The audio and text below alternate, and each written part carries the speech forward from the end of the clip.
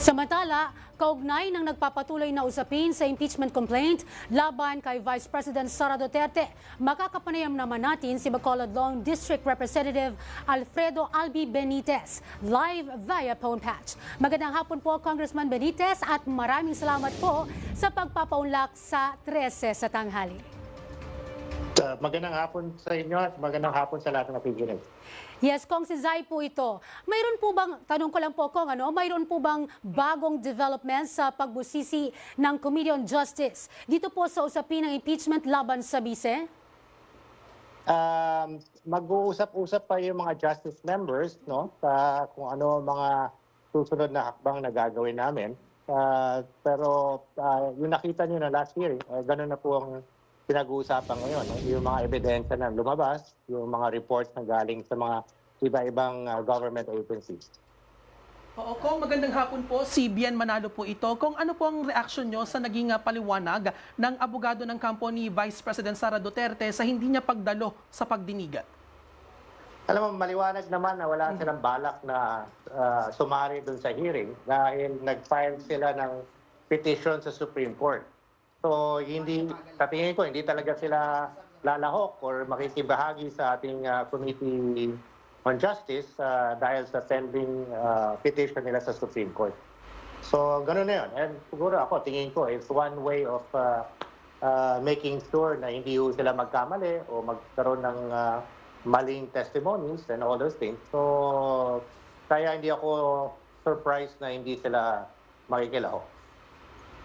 Hi, Kong. Si Nudge po ito. Kong, ano po ba yung mga dapat pang bantayan ng publiko sa mga susunod na linggo ng impeachment proceedings? Oh, well, nakikita naman natin no, ang SALN, which is actually napaka-importante at dapat bigyan ng attention yung lahat ng SALN ng mga public officials. Dahil doon po natin nalalaman yung transparency, accountability ng mga lahat ng public officials. So ito po dapat maging pasihan natin to hold public officials to the highest standards. No? So kaya po ito binibigyan natin ng attention, yung SALN niya, and then coupled with yung mga bank transaction records para mapakita natin talaga kung may tinatago ba ang isang public official sa wala. Marami po nagtatanong sa ating kababayan na paano po si politiko nagkaroon ng ganitong kamahal na kotse. Yung sweldo lang niya, ganito kalaki.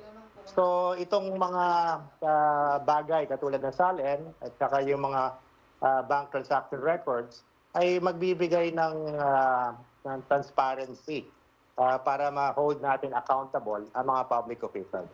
Oo, Kong, bilang panghuli na lang po, ano po yung mensahe nyo sa publiko, sa ating mga kababayan?